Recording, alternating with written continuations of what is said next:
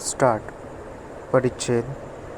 या पुढच्या काळात राजकीयदृष्ट्या महाराष्ट्र जरी भंगला तरी संत कवींनी महाराष्ट्राची सांस्कृतिक एकता सतत टिकवून ठेवली. संत कवींच्या कार्याचे हे मर्म आपण ध्यानात घेतले पाहिजे.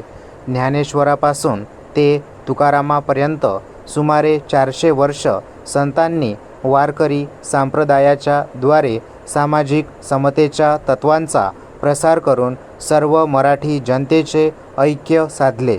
संतांची ही शिकवण महाराष्ट्र कधीही विसरणार नाही. परिच्छेद. नव्या महाराष्ट्र राज्यात ही एकता आपण अधिक दृढ केली पाहिजे. आज आपण देशाच्या सामाजिक व आर्थिक विकासाची मोठमोठी कामे हाती घेतली आहेत. महाराष्ट्रात गेली 4-5 वर्षे राज्य पुनर्रचनेचा प्रश्न सतत तेवत राहिल्याने जनतेचे मन विचलित राहिले व त्यामुळे विकास कार्याकडे द्यावे तेवढे लक्ष दिले नाही, ही वस्तुस्थिती आहे.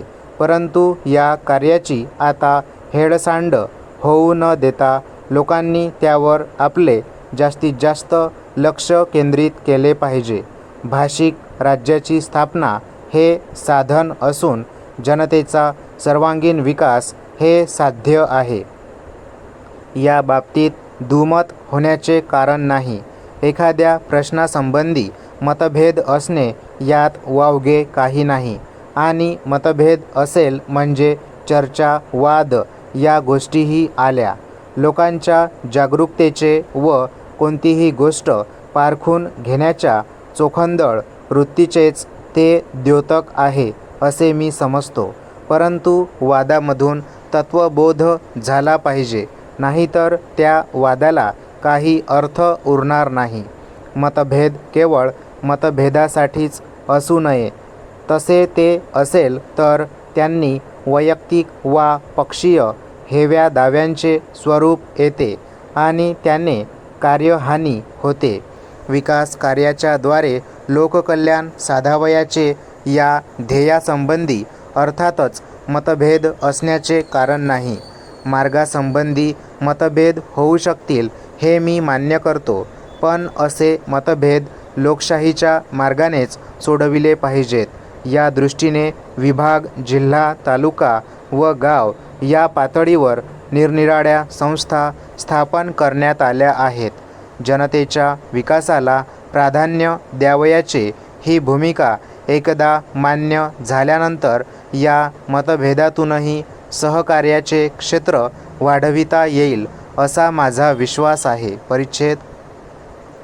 ज्या नव्या महाराष्ट्र राज्याच्या स्वागताचा सोहळा आपण साजरा करीत आहोत त्यासंबंधी महाराष्ट्रातील जनतेत जास्तीत जास्त मतैक्य आहे याबद्दल मला तीळमात्र शंका नाही. काही जण मात्र थोडासा विरोधी सूर काढीत आहे.